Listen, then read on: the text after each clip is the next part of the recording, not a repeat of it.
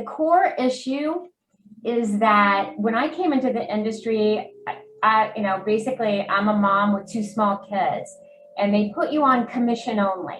So you're competing with every other sales opportunity out there to bring people in that are getting bases plus commission and growing. So we have this whole concept of a draw, which most agencies still use today. And I think that's very difficult if you're the caregiver of a family to take that role, particularly what if you're a single mom, okay? And so it's a huge leap of faith. So you really have to have the confidence that over a 3-year time period, you're going to develop the skill set and get where you need to be.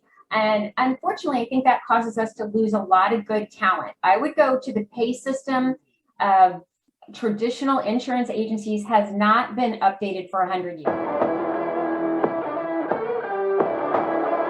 Welcome to the RockstarsRocking podcast, powered by Voluntary Disruption, a show dedicated to people who are crushing their business and life goals.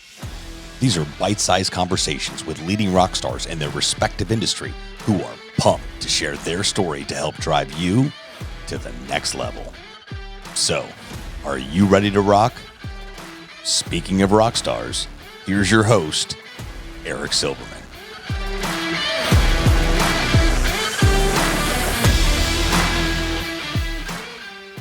Hey, rock stars, welcome back to another episode of RockstarsRocking. And this week, man, am I so excited. We have everybody. I want you to meet my good friend, long time now, Kim Eckelbarger. Kim is the founder and president of Tropical Benefits out of the greater Tampa Bay, Florida area for the most part. I think Trinity to be specific. Kim, I'm so excited to have you on the show. Welcome. Thank you. I'm excited to be here. Oh, man. Well, you, I'm sure, as you've told me before, wink, wink, you are a podcast aficionado. You're an expert at podcast interviews. Is that accurate, Kim? No, this is my first podcast. Okay, Mr. Silverman, thank you. A lot of firsts with you. You also years ago encouraged me to do a speaking session on a panel at a conference. So thanks again. Oh, absolutely. I'm always here to support people that are supporting the growth and change within the industry. And you are certainly high at the top of that list. So my pleasure. I appreciate you saying that. So for those that don't know, Kim already, change that right away. Like, what are you waiting for? Don't stop listening to the podcast, but maybe multitask and go connect with her and follow her on LinkedIn and really get to know her business. Kim, for those that don't know, was just recently, literally last week from the time that we're recording this podcast, named one of the top 5 Broker of the Year finalists by BenefitsPRO magazine for 2022. BenefitsPRO magazine, most people know in our industry, Kim, is one of the premier, if not the premier industry publication. And every year they award a Broker of the Year. And just to be named in the top 5 is super incredible. And I'm so proud of you because I like to say I knew you when, but I didn't know you before our good friend Nelson Griswold met you. And you talk about that a lot in your article for BenefitsPRO, where they feature you as a top 5 candidate. Can you talk about how you met the mastermind, the Next Gen Mastermind group, the partnership that we're all part of and that you used to be a part of? I'd love to open up by that.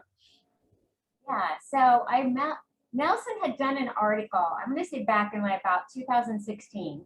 He'd written an article in one of the industry publications about how to run your business transparent on fees and not collect commissions. And when I read that, I was like, that's what I want to do. So I reached out to him, got a hold of him on the phone, set up an appointment, and set a meeting with him.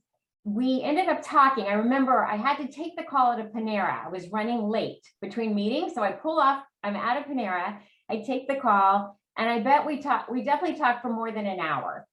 And I shared with him different things that I was doing inside my agency, which was extremely small back then.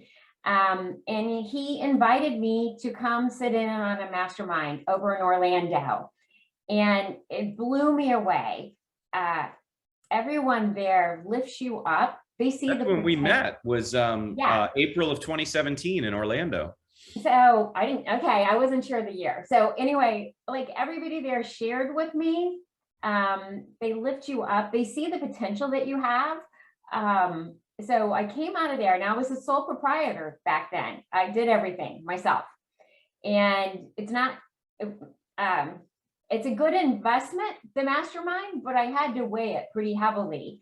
So I came back blown away, impressed, and then I negotiated with them. And so I hired him initially just to get me tracking. Okay, Kim, do you know your numbers?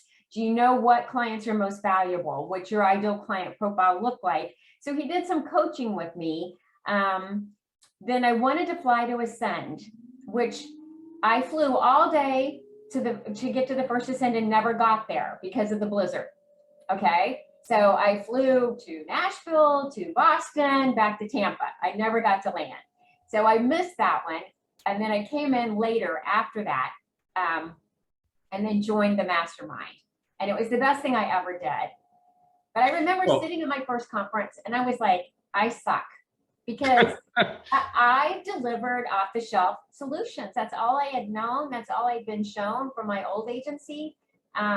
So I had never seen the strategies that were being executed inside the mastermind.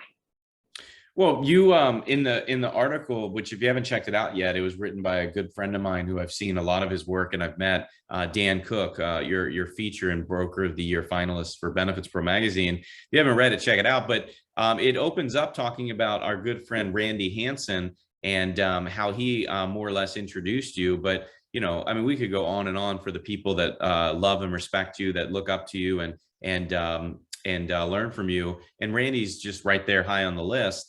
My question for you though is, you know, Randy speaks highly of you, Nelson speaks highly of you, I do, and many, many, many others.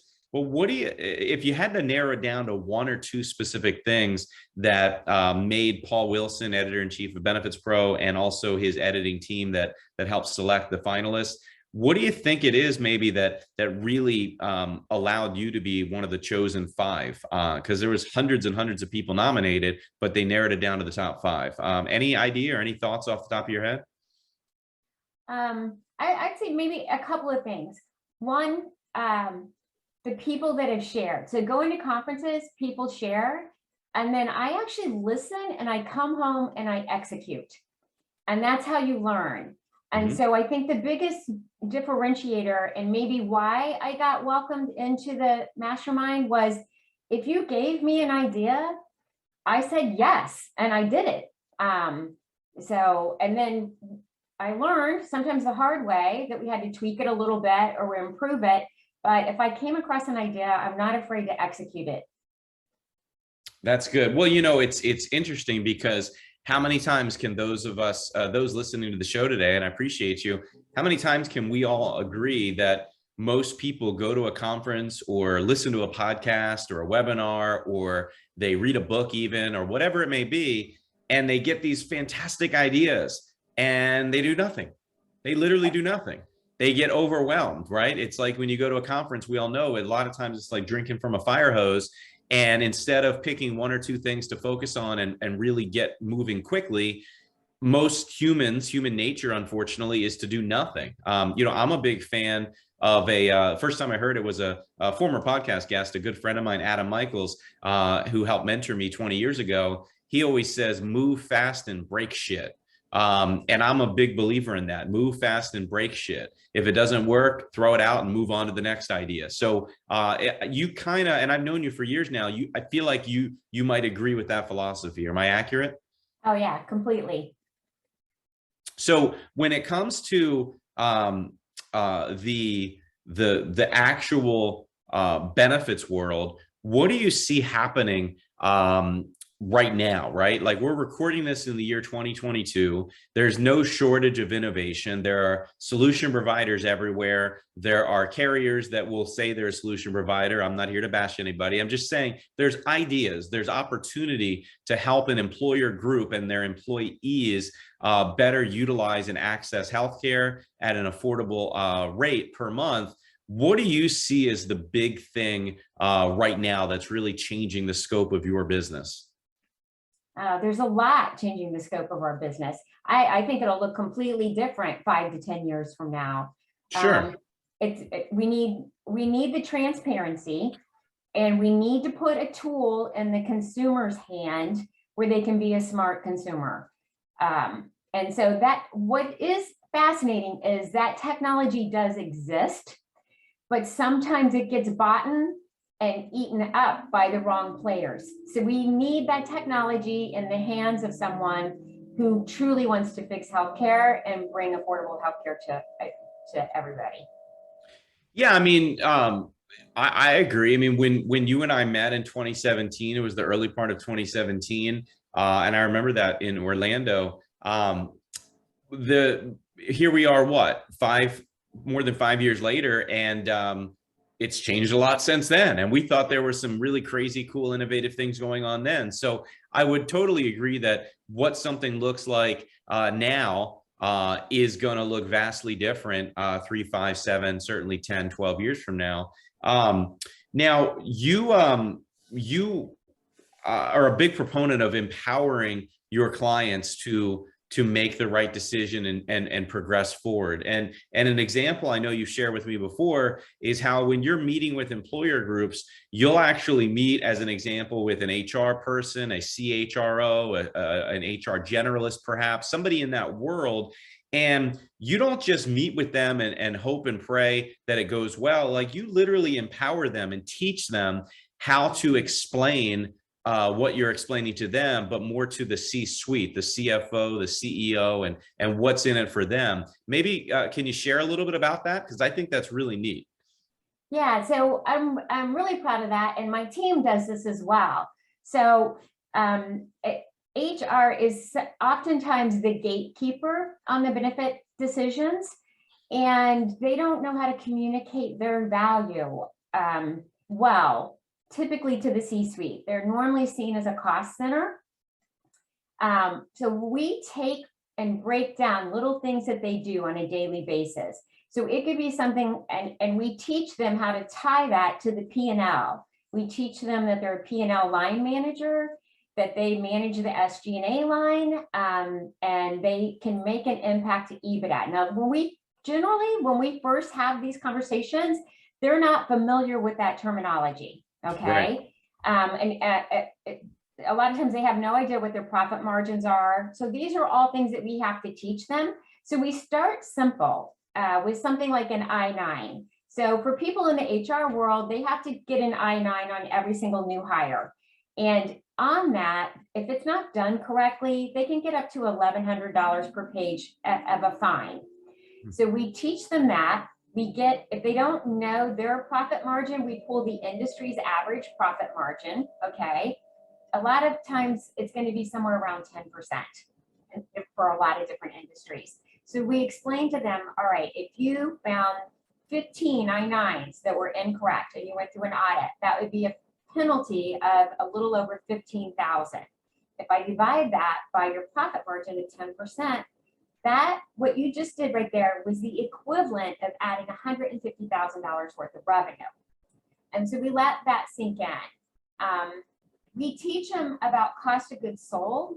Typically, we do educational events all the time with HR in mind. So whatever the current topic is for HR will be included, but then we always, at the end, go through a financial conversation of the difference that they make.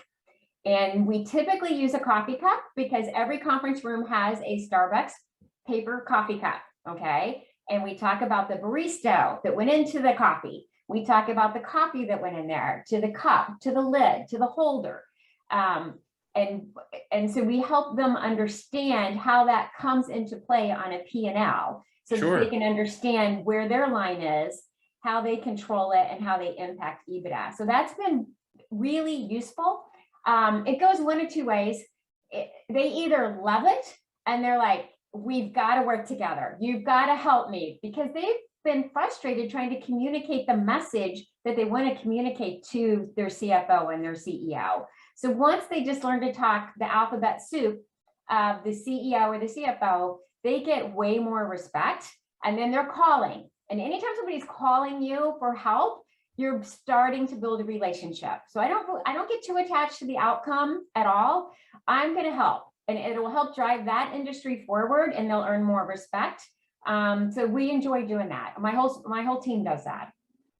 That's great. I love how you break it down using the Starbucks coffee cup, because everybody can appreciate that once they understand it and it's explained. And I've always been a big proponent of that, breaking it down to the ridiculous in a good way, breaking it down in terms that people can appreciate, in terms that they can understand, referring back to something as mundane and common as a coffee cup. Or even I've always used examples within a business. So if I'm talking about something to a plumbing company, I will oftentimes use a plumbing product as an example, and so forth and so on, because then they can really understand that medical insurance, health insurance, employee benefits, they can be managed the same way that you would manage any supply chain, which both of us learned from the mastermind. So when we twist it, once they've got the concept on something simple, and we do the math with the benefits, and they see that they make $1 million impact with those decisions, they're on fire. Yeah, no doubt, no doubt. And you know what's really cool too, and I know you mentioned, but I wanted to remind everybody what you just said, because I think it's so valuable, is that you're able to make them look good to the C-suite. You know, a lot of times and no disrespect, but a lot of times HR people don't get the respect they so readily deserve. So a CFO or even a CEO, a lot of times a CFO, they just assume an HR person. Even the highest level CHRO with a master's degree at a big company, a lot of times, sadly, doesn't get the respect. They don't, they're known for not necessarily understanding business and economics and finance. So by just helping them hone in on the words to say and the skill sets to use, you're immediately going to make them look better in the eyes of the C-suite, which obviously is going to make it so that they are a little indebted to you in some capacity. So I thought that was brilliant. Let me ask you this. I've been in the insurance business and the employee benefits world for the better part of 23 years. And I still, to this day, still, did I mention still? Don't see many, by the masses, I don't see many women getting into our business. You know, we can talk about diversity and equity and inclusion all day long, but just from a quote unquote male female perspective, you know, I always talk about what our friend Susan Combs says. First time I ever heard her say, yeah, our industry is really just pale, male, and stale. And unfortunately, she's right. So, you know, you've been in the business, I'm not sure exactly how long, but, you know, what's the difference being a woman in the business versus, in your opinion, of course, versus, you know, the status quo, which, you know, I'm not trying to bash me personally, but a lot of guys out there doing this stuff. So I do think it's changing. But I think at the core issue is that when I came into the industry, you know, basically I'm a mom with 2 small kids, and they put you on commission only. So you're competing with every other sales opportunity out there to bring people in that are getting bases plus commission and growing. So we have this whole concept of a draw, which most agencies still use today. And I think that's very difficult if you're the caregiver of a family to take that role, particularly what if you're a single mom, okay? And so it's a huge leap of faith. So you really have to have the confidence that over a 3-year time period, you're going to develop the skill set and get where you need to be. And unfortunately, I think that causes us to lose a lot of good talent. I would go to the pay system of traditional insurance agencies has not been updated for 100 years. And so I think that's something that as an industry, we could look to evaluate and improve.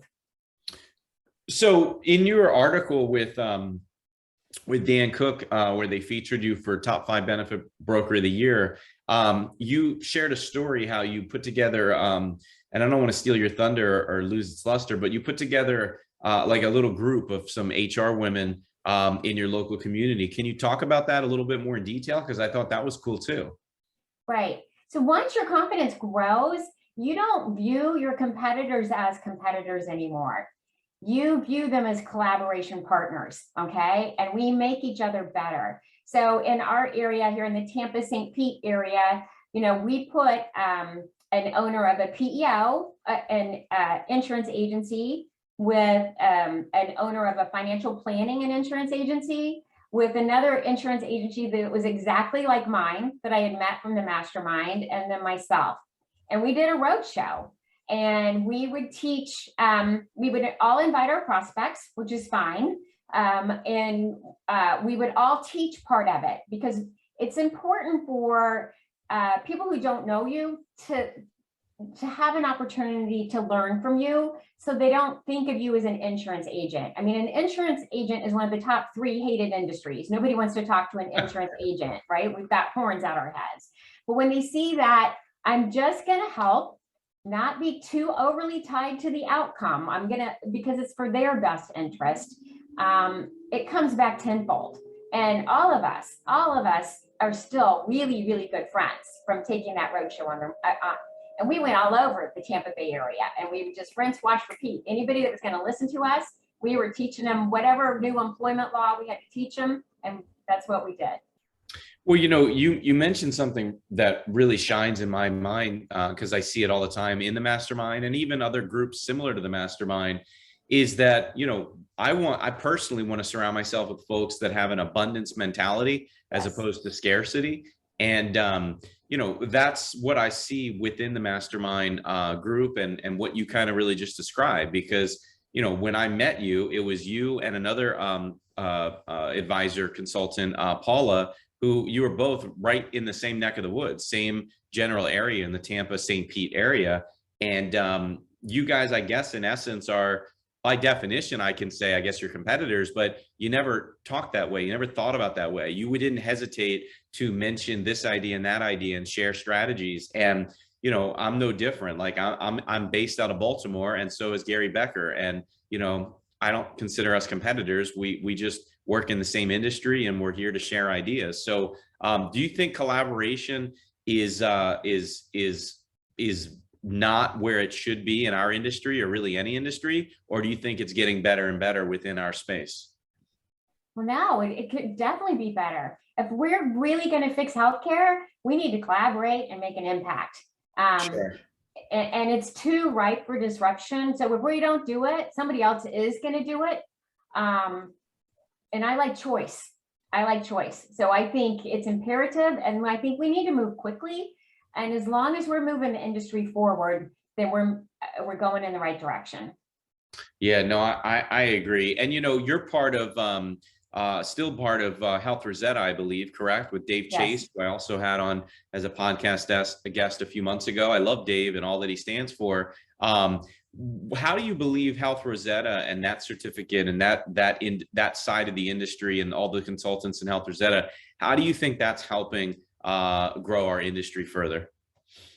So they're working on a platform to help advisors and employers grade their own current benefit plans, okay? So that it can help open the eyes of what's truly available inside of a benefit plan and understand where they've got potential for improvement.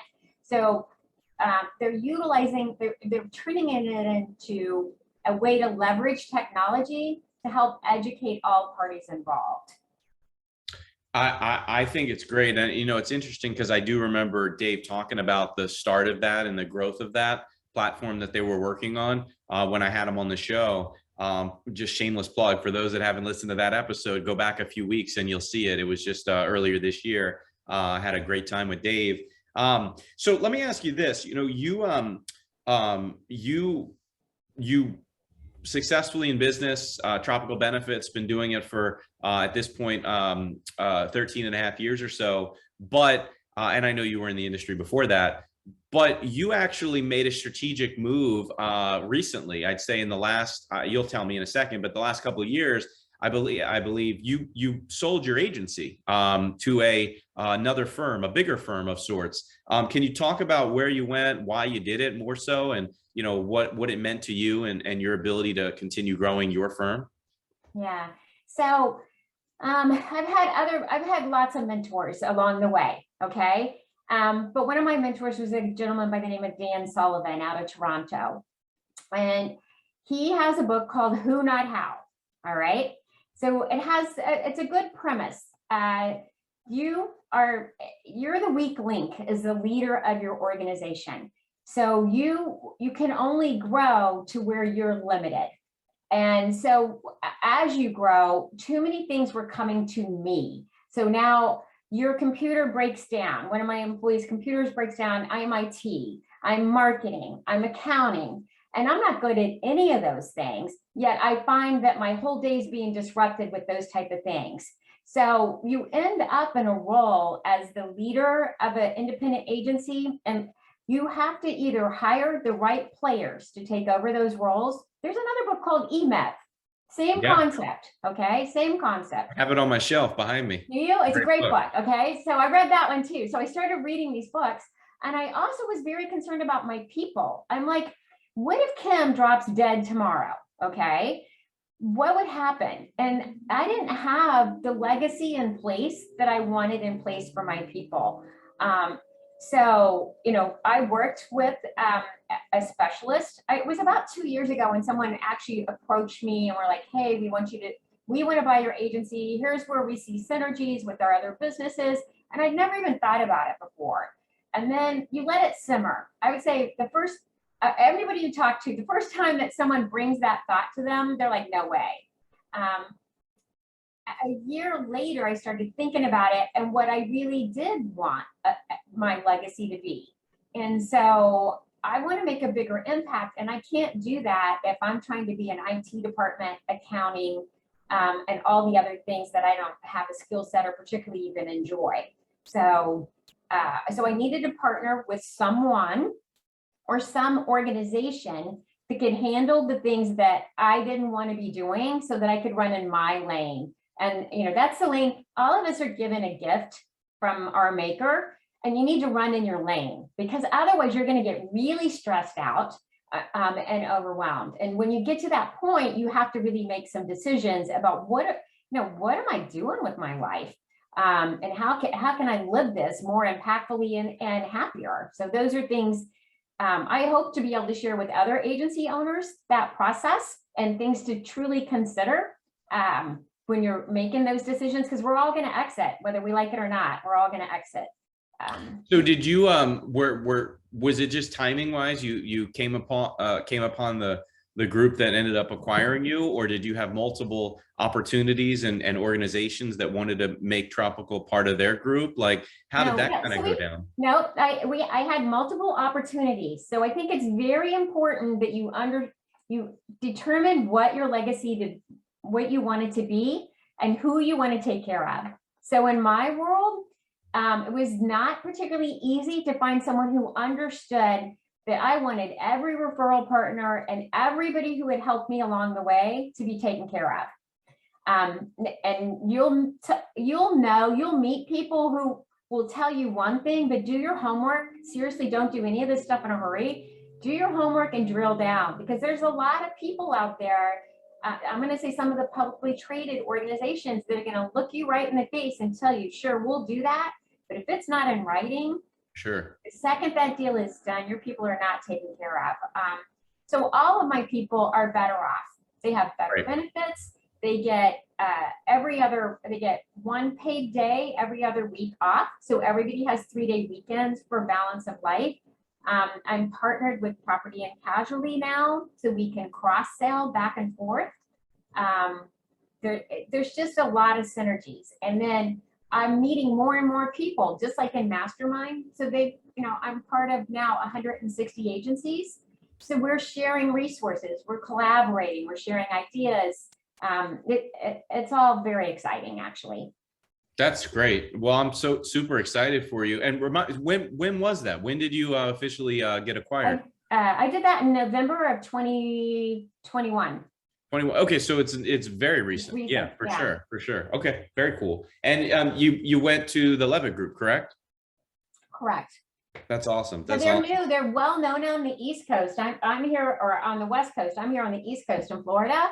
So lots of opportunity to grow on the East Yeah, I was Coast. going to say, I certainly know the name. I don't know much about them, but I did have a feeling they were bigger on the Midwest side. So that's great that they're expanding eastward. Talk to me about this. You were telling me off air before we hit record, and I literally stopped you and said, I want to hear it on air. Talk to me about the local healthcare delivery network that you're putting together. I know it's a work in progress, but talk to me about what it is and what the vision is for it. So I want to bring, in Florida, we have different regulations, and we're able to build, and we have built plans that steer to particular hospital systems. So we have some hospital systems that we have strong relationships with. What's exciting about that is the employers are paying them quickly, they pay them fairly, and then they craft a plan for the employee that is basically zero cost. So that, to me, I can't even tell you how I feel when people call. This is good. I like this one. Elaine comes to mind. Okay, so she calls me. She'd been putting off getting her knee replaced forever. So she finally goes, she gets it done. It cost her nothing. We had to intervene. She started to go to the wrong place. All right. I'm like, hey, she calls in for her pre-certification. I'm like, let me call her. And I'm like, Elaine, are you sure this is where you want to go? Because you're going to have to pay out of pocket. And she's like, well, I don't know. And so we introduced her to an alternative. Okay. She met with those doctors, felt comfortable, got her knee done, cost her nothing. Love that. And so I call her afterwards and I'm like, Elaine, how did it go? My knee is great. The doctor is great. I really didn't like the night nurse. And so I just laugh at that because that's a win. Okay. That is moving it A big forward. win. And so we've only been able to do that with a little bit larger employers, meaning we need about 50 enrolled in order to put all the plan pieces together that make sense. So I really have a dream to bring that more downstream because, you know, we have more small employers in our country than any other size employer. Sure. And the more regional you get, the solution makes so much sense for a regional employer. And now we are partnered with a property and casualty agency that specializes in malpractice and has for 30 years. So they have all of the anesthesiologists and the surgery centers, the radiology centers, and lots of doctor networks. So we're in progress right now of doing direct relationships with them to steer locally and try to bring that a little bit below the 50 employee mark so that we can serve more and more people. So I'm very excited about that as well. What I heard that I love the most is twofold. One, you're part of this big agency now, national agency, and you didn't lose touch of who you are. You picked up the phone and called, did you say Elaine? You called her directly and you said, hey, stop what you're doing. You weren't as blunt, but basically stop what you're doing. Here's a better alternative. Here's a solution. You're going to love it. It's going to cost you less money. Like, I can't honestly tell you that, and I think you'd agree that every small, mid-sized broker themselves, owner agency is doing it, let alone someone who's part of a bigger shop. I just don't see it happening. I don't hear about those stories. I got a better one. I'm not going to say the name of the hospital, but we have a nonprofit teaching hospital. Okay. And I get a call and they want me to approve 30 times the going rate. All right. And I have 15 minutes. So I get a call from the pre-cert.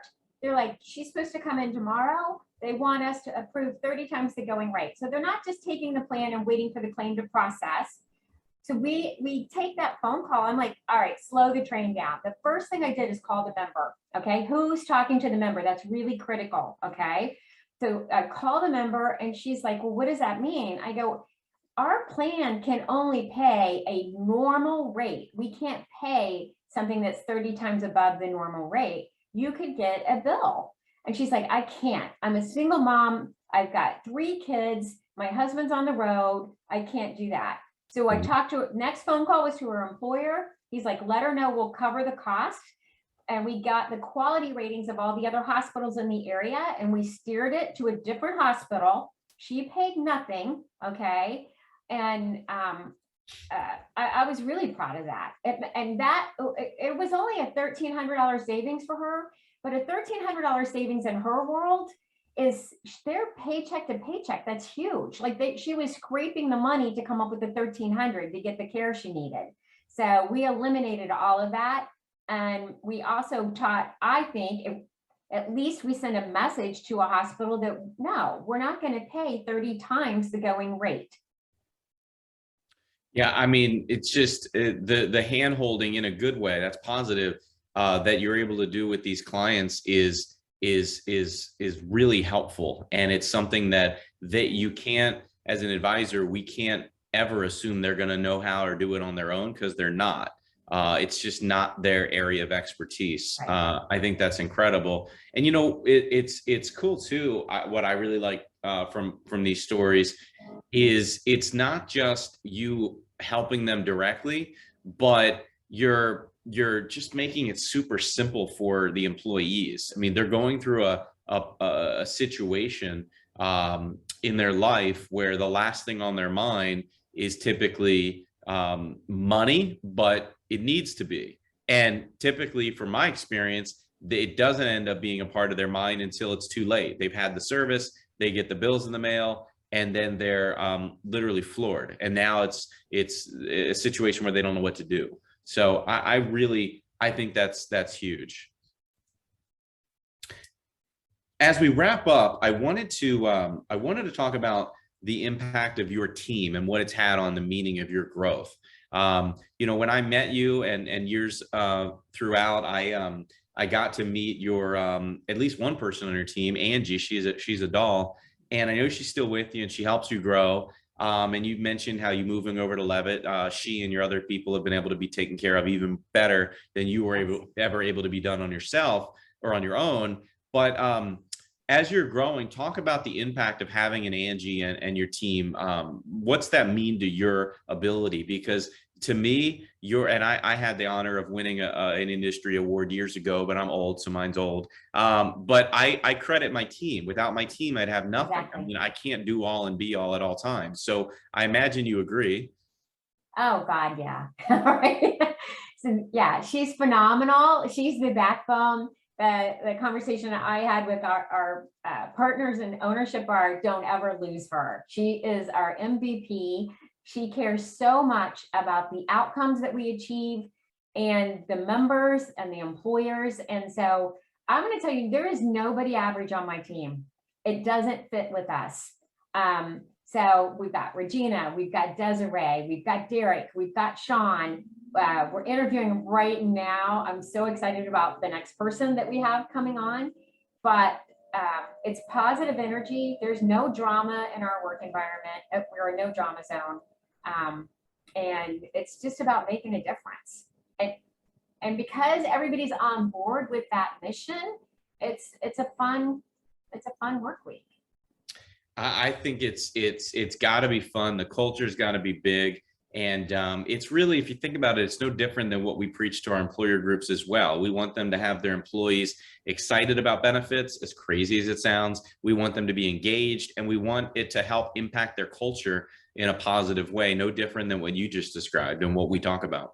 So that's huge. Well, listen, Kim, you've said it all, my friend. For those that are not already connected or following Kim on social media, go ahead and connect with her on LinkedIn. You won't be disappointed. She's super outgoing and friendly. If you have questions on what she's doing, anything you read in the article in BenefitsPRO magazine, or anything you listened to her speak of today, reach out. You just heard it here first, guys. She's a collaborator. She wants to help grow the state of our industry. So, competition isn't really a word in her mind. She just wants to help. And if she can better you, then and you can better your client base, I'm sure she's all in. So, Kim, tell everybody your website if they want to check it out. We're tropicalbenefits.com. Okay, so tropicalbenefits.com. And again, you can message her on LinkedIn if you'd like. If you have any questions or thoughts or needs, go ahead and leave them in the comment section below. I appreciate all the listeners, of course, that are taking the time out of their day to listen to myself and, of course, in this case, Kim. And look, we just talked about team. We just talked about culture. I just show up and ask a few questions and have a bunch of fun on camera with my guests like you, Kim. But I don't do all the editing and all the back office work, because I don't know how to, and I don't want to know how to. So for everybody who works hard behind the scenes at the Rockstars Rocking podcast, I'm Eric Silverman. That, everybody, has been and always will be Kim Eckelbarger, founder of Tropical Benefits out of the Tampa area of Florida. And appreciate you coming on, Kim, and thank everybody for listening as well. We'll see you next week. All right, thanks. Peace. Thanks so much for tuning into this episode of the Rockstars Rocking podcast. If you haven't done so already, make sure you're subscribed to the show wherever you consume podcasts. And if you feel so inclined, please leave us a review. 5 stars would totally rock. Until next time, Rockstars, keep rocking.